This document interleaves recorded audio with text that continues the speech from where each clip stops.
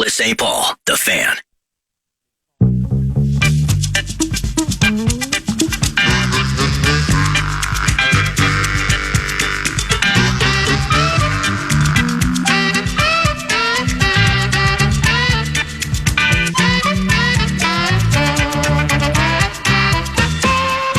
I always love that one. Hello, you're on the air.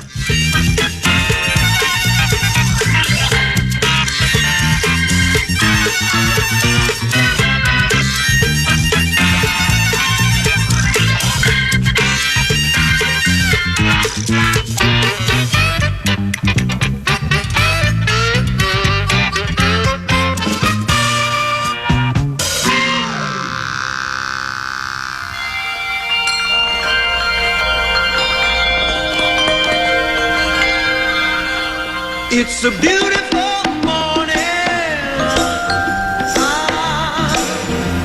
I think I'll go outside for a while and just smile. Just taking some clean, fresh air. Get inside. If the weather's fine and you got the time, it's your chance to wake up and plan another brand. This is 9 to noon on a Monday, and I'm Paul Allen. A pleasant good morning to you. We are at Twin Cities Orthopedics Performance Center for the old 9 to noon presentation and Minnesota Vikings' first padded practice today. And we head into the radio show and the day recognizing 99 problems have been averted. A.J. Dillon flexes out of the backfield, play action to Aaron Jones. Rodgers floats out left, and he's sacked again. Third time he's been sacked this game, and this one goes the way of Daniil Hunter. Welcome back, 9-9. Mr. Eric Nordquist, producer of 9 to Noon. He's on site here in Eagan, Minnesota, home for your Minnesota Vikings. Zach Halverson is guiding the great ship Love Covenant from FM 100.3 KFAN and the 651 Carpets Plus studios. And it seems like we have dealt with 99 problems more than a few times.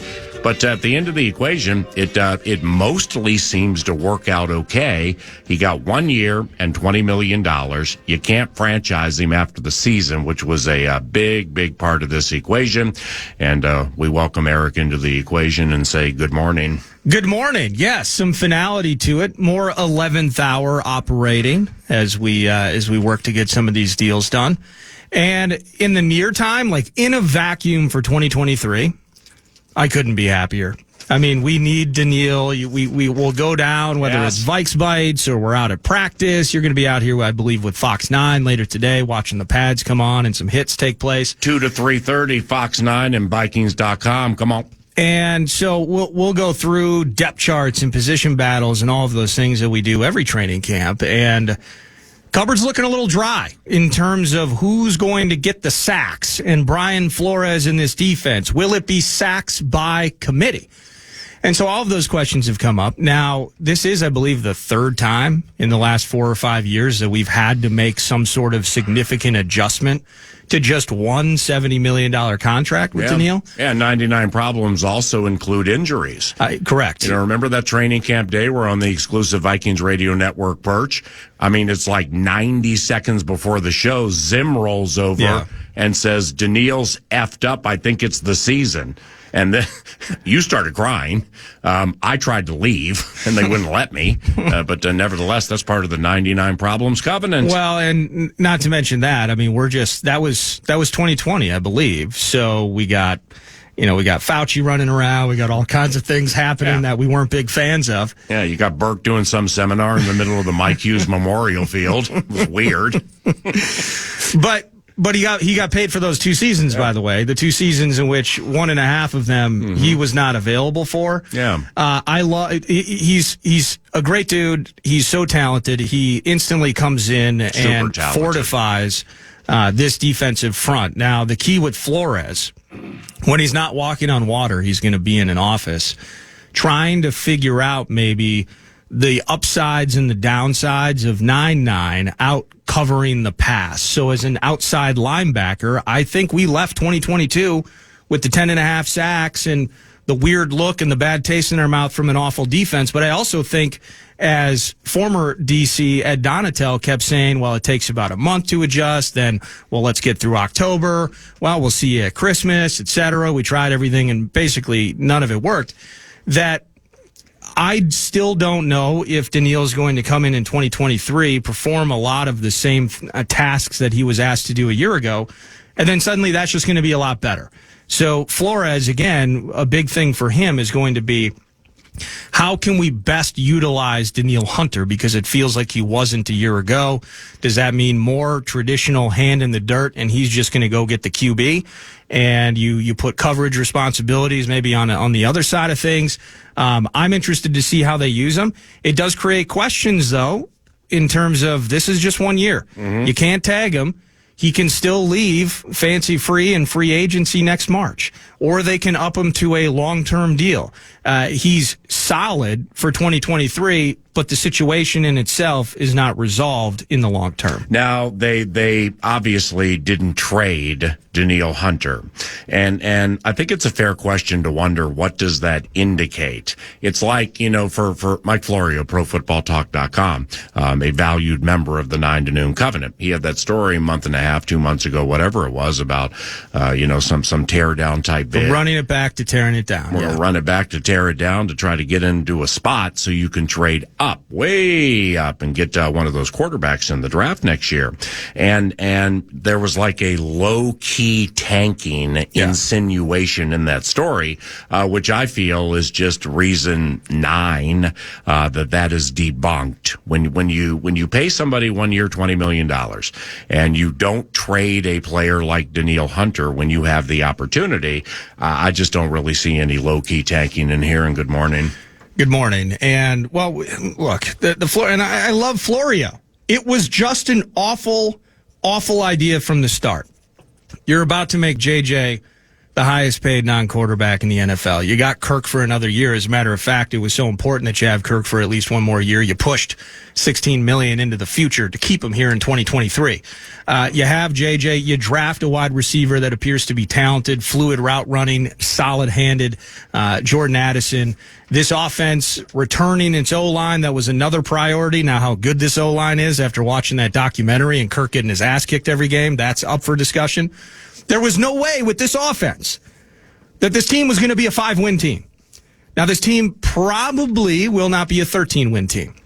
But on its face, the idea that the low-key tank, I mean, it wasn't just an insinuation. I thought it was a full-on implication. I thought that's where Florio was going with this, is that Ryan Poles in Chicago, they went, burn it down to the ground right away and rebuild. And that the difficulty of this quote-unquote competitive rebuild, a little bit different philosophy, that they were finally going to see or hear the music run out and realize that they had to revamp some things, so they were going to quietly be awful in 2023, and then they were going to go get Drake May and leverage the next 4 drafts to do so.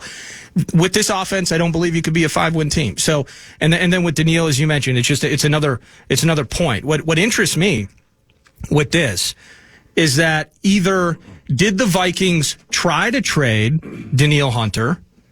You heard the Jeremy Fowler came out over the weekend, I think it was on Saturday, and was like, hey, it sounds like the Vikings are either fielding calls or they're actually open if there's no resolution. Okay. Well, I assume that maybe conversations have been taking place for weeks.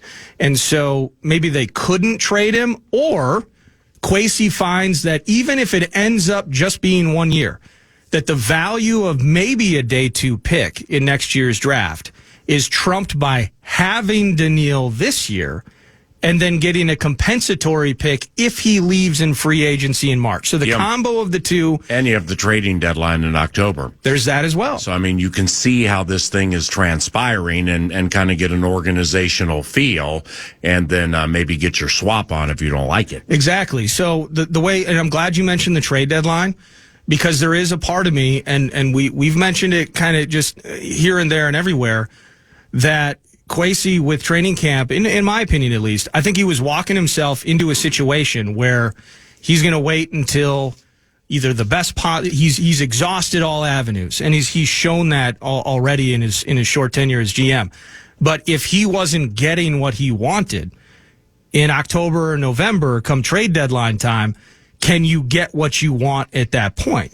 So if you couldn't get the second round pick now, if Daniil has 9 sacks in late October, you're definitely getting the second round pick for him for a team that's a contender. Similar to, I think at the time, the way that the Vikings felt, where we have a real chance to bolster our offense with TJ Hawkinson, as they made that trade a year ago. And look what TJ did for our team, that having this carrot potentially all the way up to the trade deadline, that is still an advantage for Kwesi. So in the end, though, I think at a fundamental level, my first inclination, even though I've kind of looked at a trade as being the best outcome for the future, I'm really happy that Daniil's back.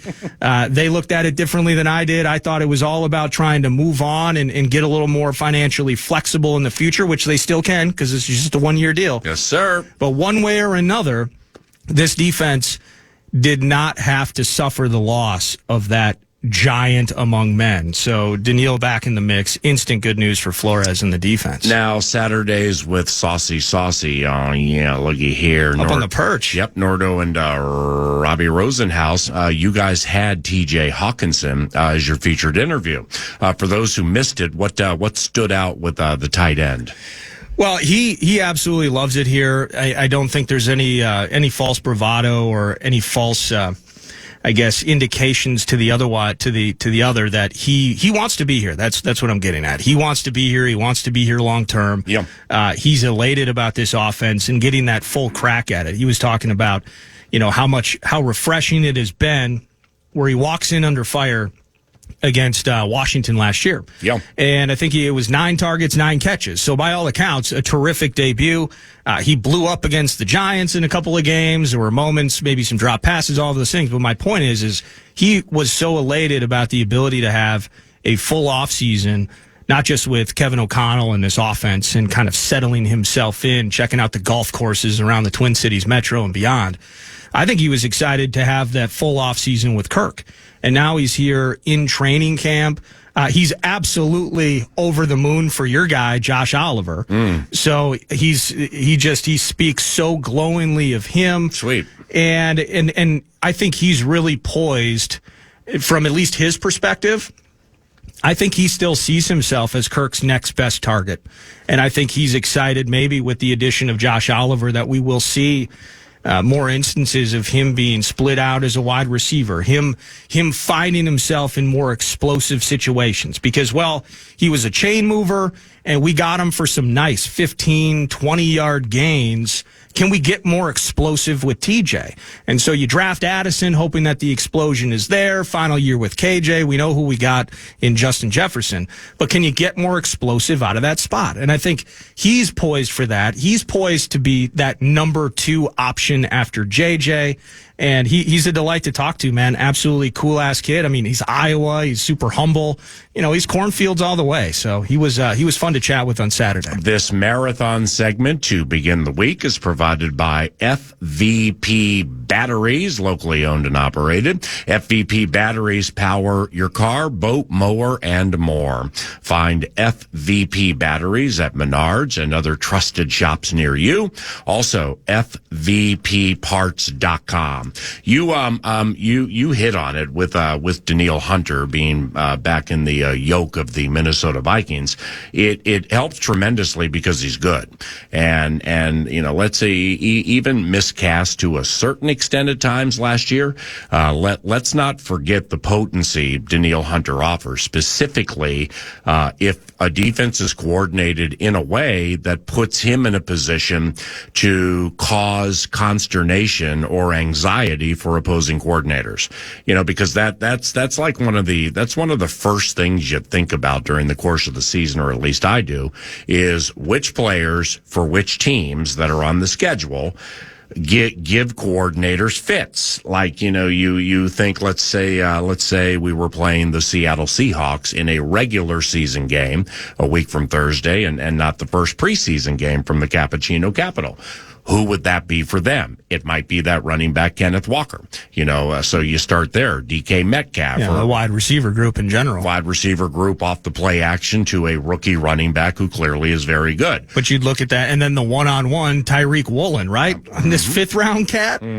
Unbelievable on the defensive side of the ball. Yeah, so looking at those matchups. Hunter's one of those. Yeah. And the charm or the past performances with Flores, you can tell. And, you were on the perch, and I was here for the walkthrough on Saturday, so I don't, know how closely you got to watch this because it was on the field that was quite some distance from the perch, but I was right next to it. I saw you over there. It's wonderful when you see the defense set up and the offense is in one formation, and then the quarterback changes the formation, and like you got ants marching all over the place, and then what the Vikings defense does from that. And there's always movement.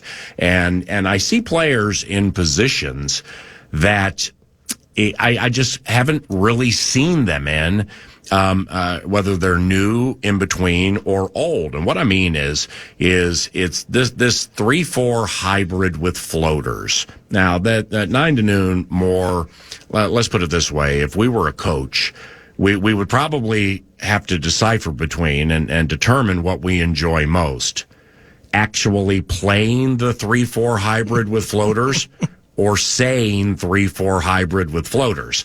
But I'm starting to get a feel for that floater portion of the equation with the safeties. But the float does not just need to be in the secondary, as I'm learning, and as we will learn when the regular season rolls around, because I've just seen some people in some positions, whether they're threatening, whether they're feigning, or whether they genuinely are coming or doing something to stop the run or get to the quarterback from that spot. It's like when you hear there's an offense and the quarterback has a single play and the play has, say, 5 tentacles off of it.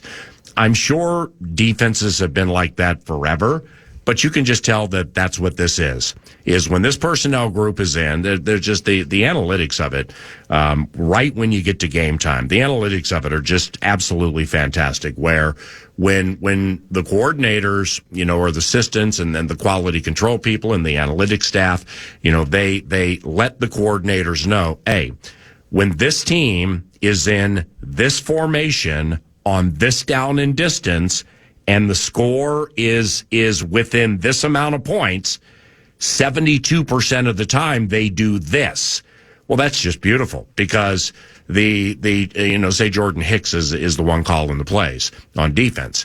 Well, he's very smart, so he'll recognize that, but it plays into they know that you know that they know that you know that 72% bit. So they're going to do something different. Well, so is the defense. It's one of the 5, 6, 7 tentacles off the base play the quarterback just has seen. And it's the cat and mouse bit, man, that I just really, really enjoy. And you can tell Brian Flores really enjoys it too, because these players, I mean, we've heard it all off season, and we heard it in some interviews and stuff like that, but I'm starting to talk to some veterans and stuff, off the microphone about Flores, and man, holy cow, do they really respect this guy and his leadership of teaching, admonishing to a certain extent, where the culpability of the player, if they've made a mistake, needs to be high and is high, and just how that whole formula works out, I do. And, whether it's you're going to hear from a member of the Minnesota Vikings defense around 9:45, 9:50-ish today, so stay tuned for that, and he's going to talk about Flores. Doesn't it feel, in some ways, given the defense, and it's not entirely fair to Ed Donatel, but it's like these guys are acting like they went from stone tablets to an iPad. And that's how they've been talking about it for 3 months. It isn't still getting to know Brian Flores, tons of respect for him, just looking to improve on what we did a year ago.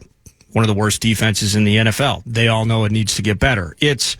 Wouldn't believe how how many options there are for us and how many different pathways we can find to executing a different play. And it's such a breath of fresh air to be out there. This entire thing's different. Love the aggression, love the attitude of our scheme and the approach that we're taking out on the field. It is as if they were carving on stone tablets a year ago, and now they're playing on a freaking iPad watching YouTube videos. It's unbelievable, and it's not any different in my eyes from a year ago when it was Kevin O'Connell's here.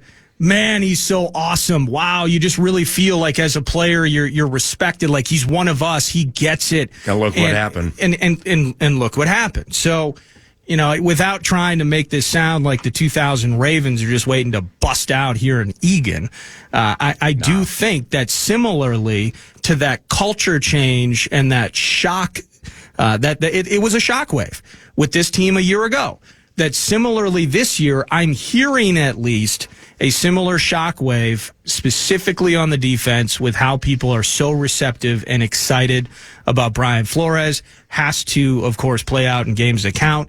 But even, and you've been here for some of the practices, I have not, but I did get to see some walkthroughs, including the one on Saturday. You are seeing weird stuff, or at least it's weird in contrast to a year ago. You are seeing a lot more safeties up in the box. You are seeing people moving around. You are seeing a lot of adjustments being made in reaction to how the offense adjusts. And I think those are things that Vikings fans, whether it was just why are they always off coverage, this, that, and the other thing, shell defense, etc. I think they were looking for signs that there was some creativity in the mix defensively. Didn't get a lot of it in 2022. You're going to, for better or worse, and thank goodness 99 is a part of this operation for 2023 at least, you're going to get a ton of creativity. It's going to look so much freaking different than it did a year ago. And now we're just crossing our fingers that it's better. I think it will be. I've never, and now, you know, I have been to practices and the walkthrough this weekend. But, you know, with the practices, I'm up on the perch where you guys did the radio show on Saturday.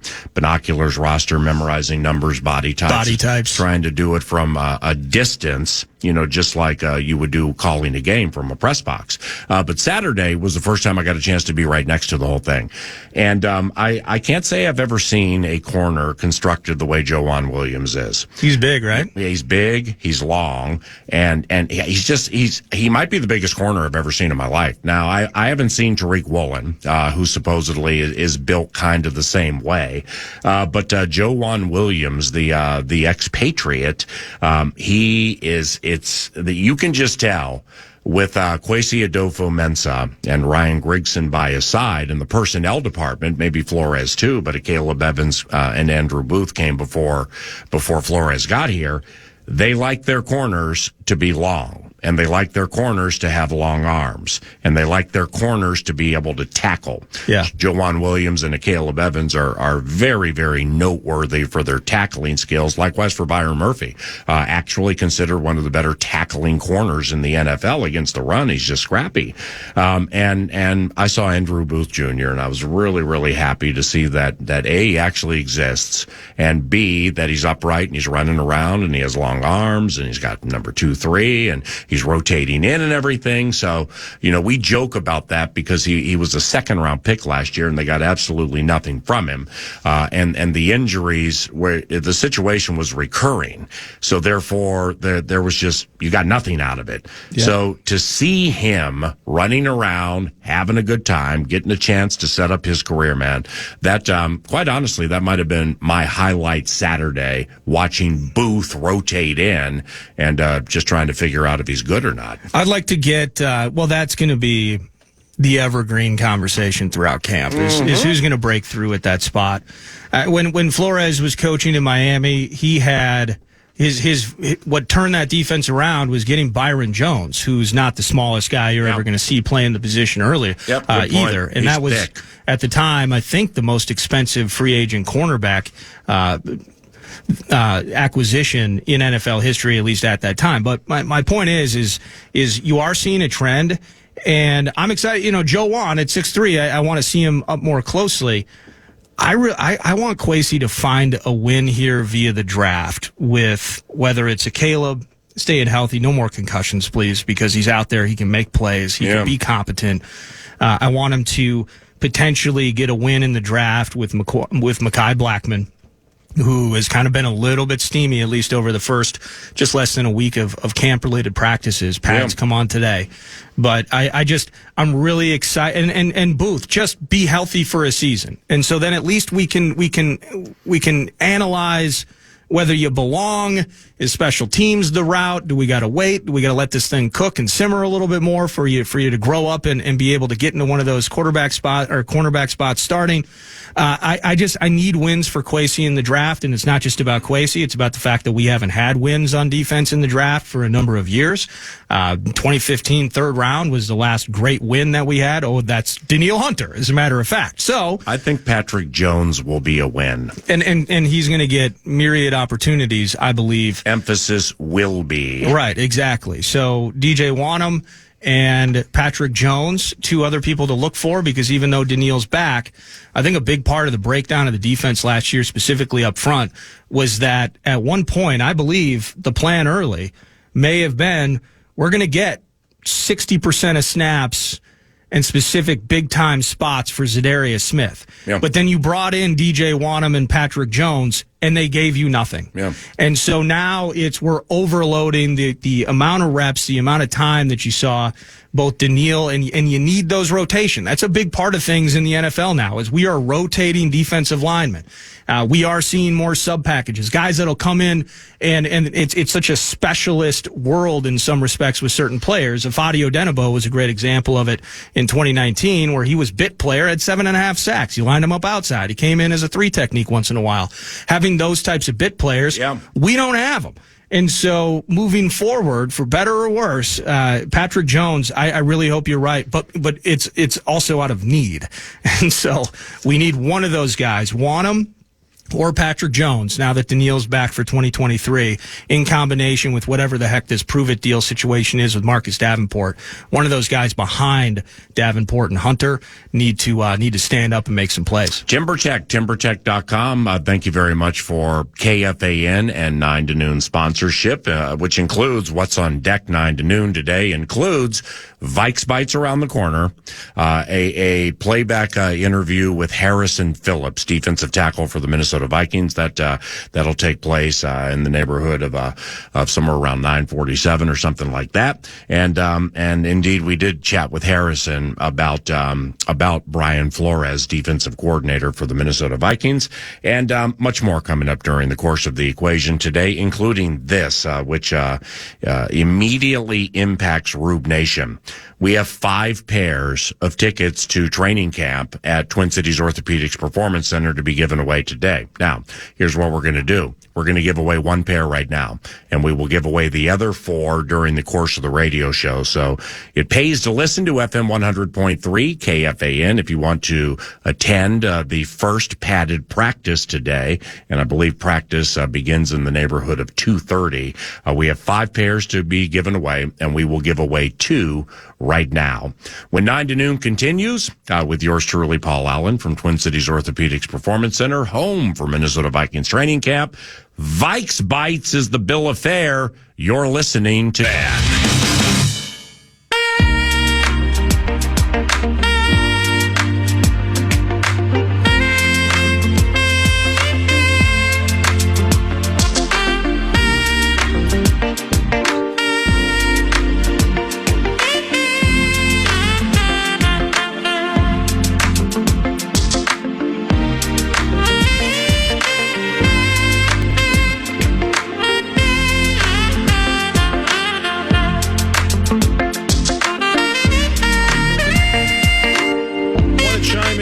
happening with your favorite KFAN program. Make your voice heard on the Bradshaw and Bryant text line.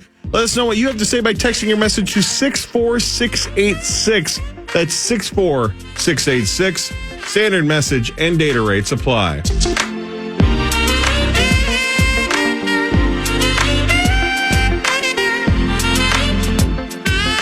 Welcome back, 9 to Noon. Next segment, stay tuned for it. Vikings defensive tackle Harrison Phillips Sat down just before the show started here at TCO in the radio studio and recorded 10 minutes with PA, so you're going to catch up on that next segment, but let's just jump into it. Vikes Bites. Vikes Bites presented by Stoked Barbecue Pellets. It's Caledonia, Minnesota's own all white oak premium grade pellets. And once in a while I get it's all about branding. I have a Traeger, you got a Yoder, you got a Green Mountain, a Pit Boss, a Rectech. So you want to buy that particular brand's pellets, and maybe some of the manufacturers will try to con you into that. Just get Stoked Barbecue Pellets. StokedBBQ.com. So consistently burning, a clean taste. The flavor is unbelievable, and it's versatile in terms of the meats that you smoke and cook with it. So StokedBBQ.com. Thank you so much for that. And I'm going to start here in Vikes Bites. Later today, PA, I believe Pete Bursage is going to be with them. You're going to get to see them this afternoon on Fox 9, I believe from 2 p.m. until around 3:30-ish. And the pads come on today. Mm-hmm. The pads come on. And when you're there with Pete and people are starting to throw some shoulders in a little bit harder than they would have over the weekend and last week, I'm curious if there are certain people that benefit from that. And one guy I point to right away, and I think it's a guy like Ivan Pace. Yeah. And kind of that idea of... I like that. We get to see the speed. Of course, it all plays on tape from his final year at Cincinnati, but I'm really obsessed with linebacker depth and the great role that Brian Asamoah is going to have this year. Yep. We got the Troys behind him. We got Troy Dye and Troy Reeder. Yep. And there is a tremendous land of opportunity that exists on defense for many players, and I think Ivan Pace is one of them. So when the pads come on and you start to see some of the physical force and who's getting through blocks, who's making plays in those situations, I think a guy like Ivan Pace benefits greatly from something as simple as just being a little harder hitting in camp. Quickly on Pace, and it's very interesting you went down that road, because when it's how am I going to put this? When Ivan undrafted and Ivan Pace from Cincinnati undrafted, I mean, he got a bleep load of money via college free agency. It might have been the biggest or the highest deal potentially in the history of the Minnesota Vikings to get a college free agent here. If it wasn't, it was very high. And let's just put it this way: at rookie camp, he wasn't the same guy then that he is now. And maybe that's to be expected, because it's like, well, what do you mean? I mean, it's all new to him and everything and stuff like that. Well, he wasn't as fast, and it wasn't just quick twitch. So now he recognized that. And from that time to now, he's reconstructed his body some. He's absolutely in shape, which obviously is key. And that is the early Mr. Fancato-ish buzz that's bouncing around a little bit, is Ivan Pace Jr. Now, what you mentioned with linebackers and stuff like that. That the pads, that's right. Yeah, pads on. Well, this is the land of opportunity. And later in the radio show, in fact, sneaking up on 11 o'clock before the columnist, Lavelli Neal III, stops by TCO PC, there's a segment that we've crafted called We Never Fight or Yell. And I'm curious to see how that works this year with Brian Flores as defensive coordinator, because you have a couple of underlying things that are transpiring that for which I don't believe people are looking. One is, Nordo touched on it a little bit earlier, is don't for a second think offensive lineman for the Minnesota Vikings watched quarterback on Netflix and left it smiling. Don't think for a second offensive linemen for the Minnesota Vikings left watching the quarterback series, the docu-series on Netflix, and weren't getting text messages in jesting fashion from their dogs around the league. So that's actually been a little bit of a thing where I didn't think it'd be a thing, but in chatting with some people, it's a thing.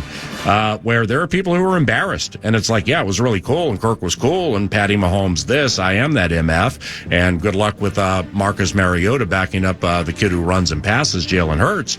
But, it didn't make us look that good. So that again, athletes are looking for every advantage and metaphorical chip they can get on their shoulder, and the O-line has one. Secondly, it's the Vikings offense is the identity of this team. Now, Brian Flores, he recognizes that the best and most highly compensated players eventually do play on offense. But that doesn't mean he has to like it. And that doesn't mean it can't be a selling point behind the scenes that, boys, they all came to see the offense, but we want them to leave talking about the defense.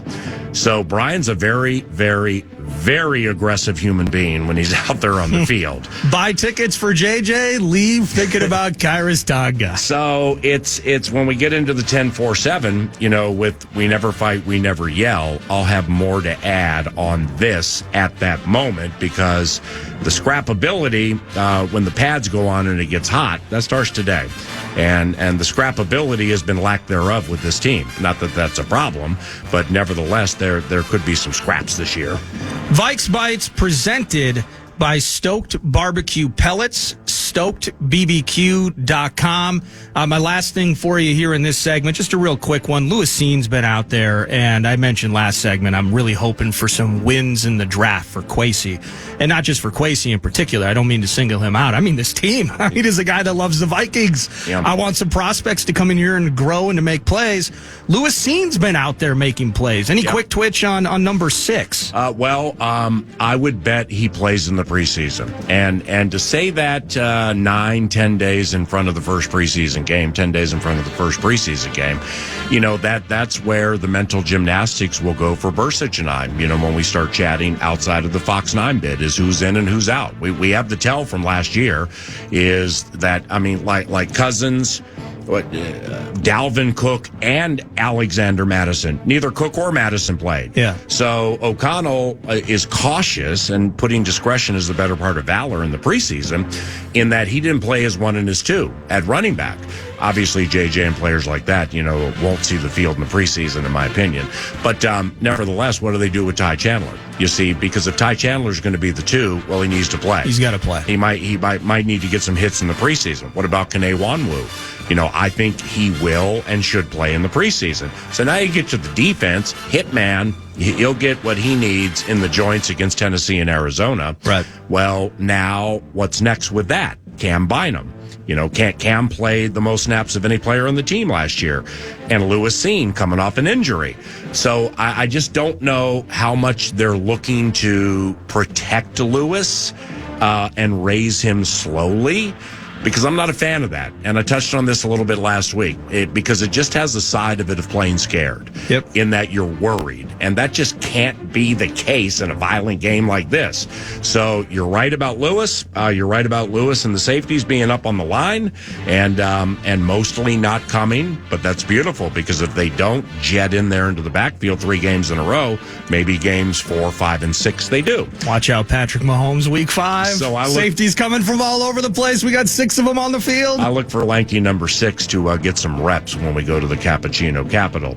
He plays for a defense that includes defensive tackle Harrison Phillips. Yours truly had the opportunity to chat with Harrison earlier today, and we'll play that back when 9 to noon continues from Twin Cities Orthopedics Performance Center on FM 100.3, your home for Minnesota Vikings football. It is KFAN.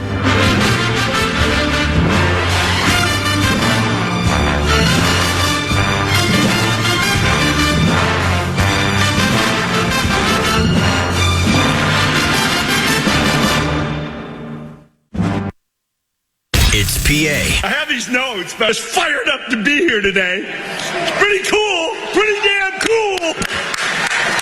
Woo! Weekdays 9 to noon on The Fan. On The Fan.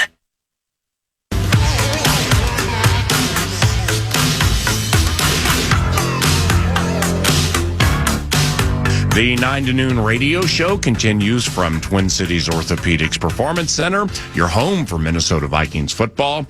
And we're very happy now to be joined by Harrison Phillips, a defensive tackle for your Vikings. Second year here and first day of padded practice for the Minnesota Vikings. And here's the big man. First and foremost, great to see you again.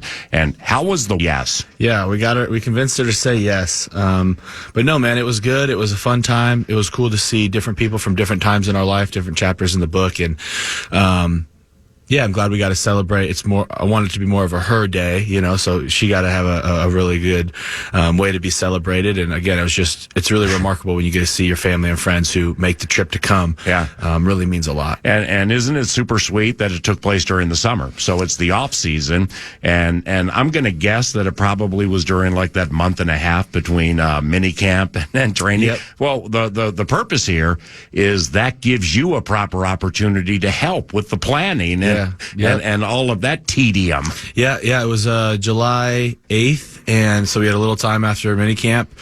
And yeah, we only have 5 weekends I think we had off this summer, and so for some of my NFL friends across the league to make their way to get here meant a lot, and family and stuff like that. We had it here in the Twin Cities, so a lot of people coming up from Omaha and California where I went to school and stuff like that. But it was good. It was fun. And speaking of Omaha, what was Omaha life like for you when you were growing up? It was awesome. I really enjoyed my time growing up there. A lot of great values. Had an amazing group of friends that I was able to grow up with, from a young age all the way through high school.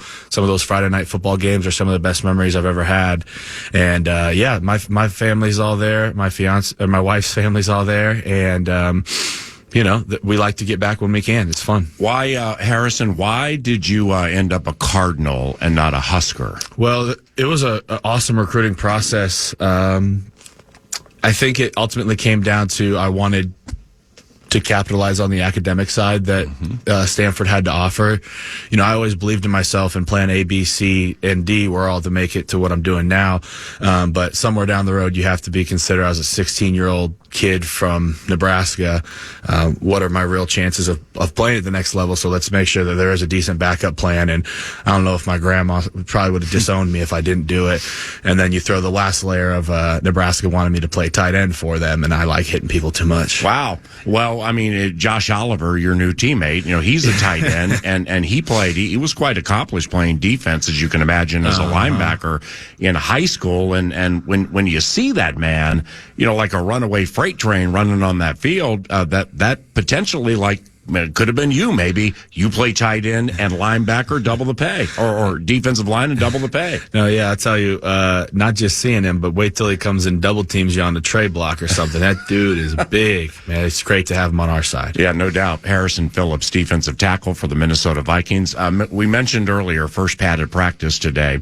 But back to last week for a second. I was thinking about you and some other people on Wednesday and Thursday specifically. How did Big Man handle that heat? It's good, man. I like the heat. It loosens you up a little bit. It makes all the joints and muscles feel a little bit better. But yeah, it can get hard out there. And I know you've mentioned it before. I wear long sleeves, rain, sun, shine, regardless. We were in Miami with that 120 something degree heat index. I got my long sleeves on. So, yeah, man, it was all right. It's fun to have a tad bit of adversity because, we normally are pretty blessed with nice weather. And if you want to be tested with some stuff like that, let's get it done early in camp.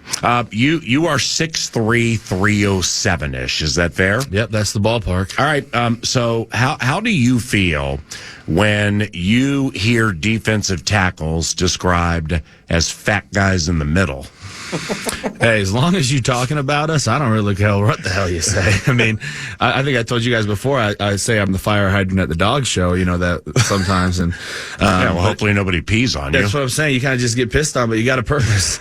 But no, man, it's all right. I think each off season, as the season goes on, right, you aren't able to train the way you used to, and you got to keep your weight up. So your body composition does change quite a bit. The Vikings do a fantastic job of getting our body comp tested and our frame and monitoring nutrition and trying to get us as best you can. But come that November, December, January, you got to just kind of keep your weight up. So after the season, I always have like a rebuild and try to change the body composition, lose some body fat, lose some weight, and then build it back up the right way. But yeah, as long I love all the D tackle love we can get. All right, so I mean, this doesn't have to be big man doing this. I mean, it could be skinny wide receiver. But like, do you ever get like a giant plate of nachos and put a ton of cheese on it, a bunch of meat, and all the trimmings and everything? I mean, can you just mash on that and be okay for practice? Yeah, I could. Yeah, I don't have a problem eating right before practice. Or they before probably don't encourage it, right? As long as I don't cramp out there and I'm performing okay, I don't think they really care. Wow. You know, especially the older you get, they're like, you have your own little remedies and stuff.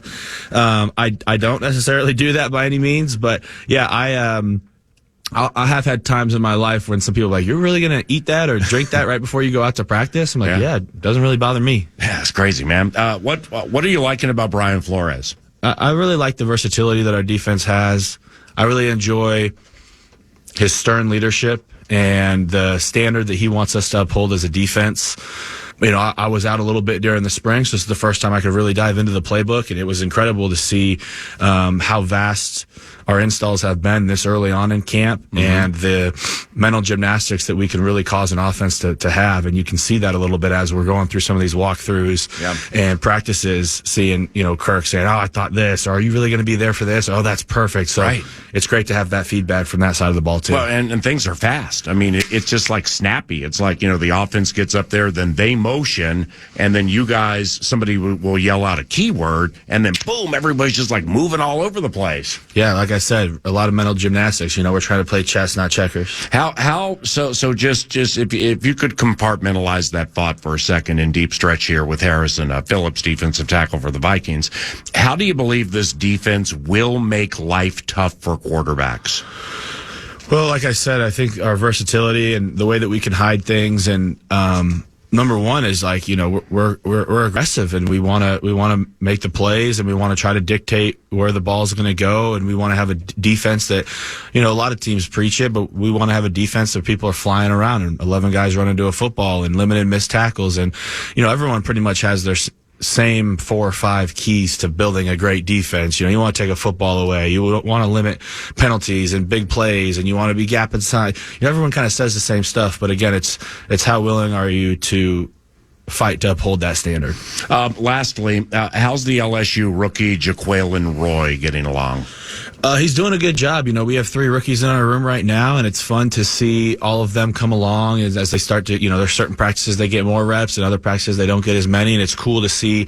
I'm always a big advocate of a rookie who wants to be good. Like, you can tell there's some guys who've gotten really far in their life based on talent. There's some guys who, might not have the lofty, far goals that they should have for the things that they've been blessed with. And we do have 3 guys in our room who all want it all. They want to use all the gifts of the Spirit that they've been blessed with, and be fruitful with them. So, with J. Roy specifically, very big bodied kid, guy who has a lot of talent. So, excited for him to really hone in on his technique and to keep asking the tough questions. I've been most impressed of how they've handled the playbook. All right, so 45 seconds left, and off that, because you generally hear about it with quarterbacks, like you got a veteran quarterback or like Cousins and Jaron. I mean, the mentoring with veterans and the younger players.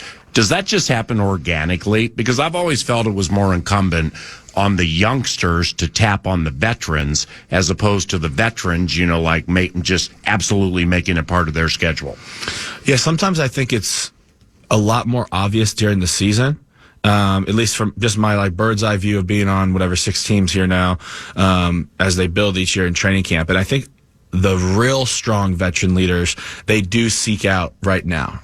Some other guys, once you get the team established, the veteran might be like, oh, I'm safe. I made the team. This young guy's safe. He made the team. Yeah.